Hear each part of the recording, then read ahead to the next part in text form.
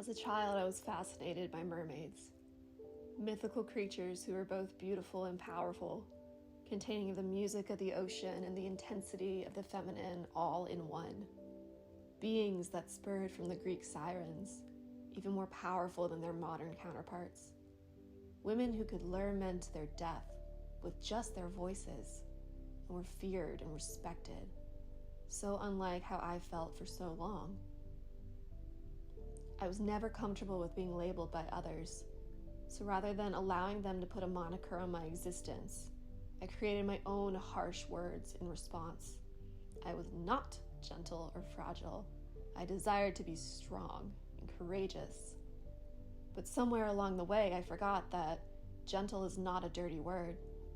In my desire to harness the power within myself, I crushed the other aspects of myself, the ones that nurture creativity and friendship.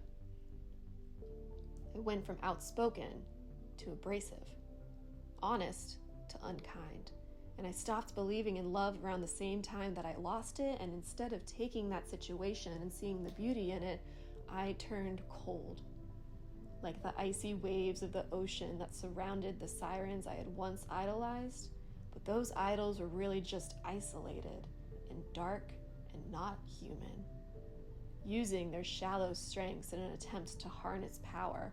As a child, I wasn't capable of understanding such deep metaphors, but now I see that mermaids and sirens are fairy tales for a reason, and that the ocean they lived in is what I should strive for instead. Because there is a way to be powerful without abandoning grace.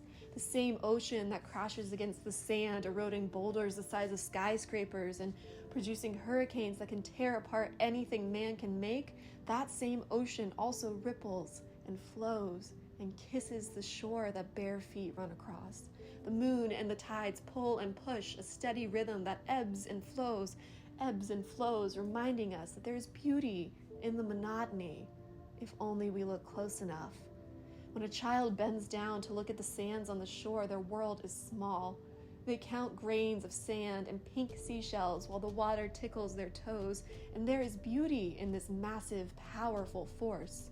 There is balance, a mixture of courage and tenderness.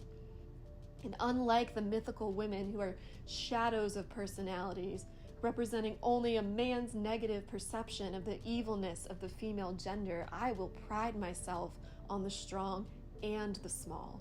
I will not resort to shallow shadows of strengths, but instead will pour out both spouts of my character, the rebel, the instigator, the one hungry for change and tough conversations, the side of me that flames strongly and can run wild if I neglect my other half, that half of me that I tried to bury for so long, thinking that kindness meant weakness and gentleness, inferiority. These sides of us are often smothered. We're told they are too much, that we must have an equal balance of softness and strength. But who is ever perfectly balanced? I'm convinced they must be the most boring person in the world, because when my flames run wild, I need my friends who lead towards softness to cushion my rebel heart. And when my gentleness takes charge, I find the beauty in the souls of others that is unknown without recognizing your own. Those fairy tale creatures are marvels to look at, to read about. But what I've learned from chasing fairy tales is that sometimes the true happy ending is the one you make right where you are. Grocery shopping, studying, arguing with your boyfriend. To search endlessly for happiness guarantees you will never find it. But instead, to ebb and flow with the waves of this life, to not give up, but give out love and bravery equally, that is where happiness lies. Contentment.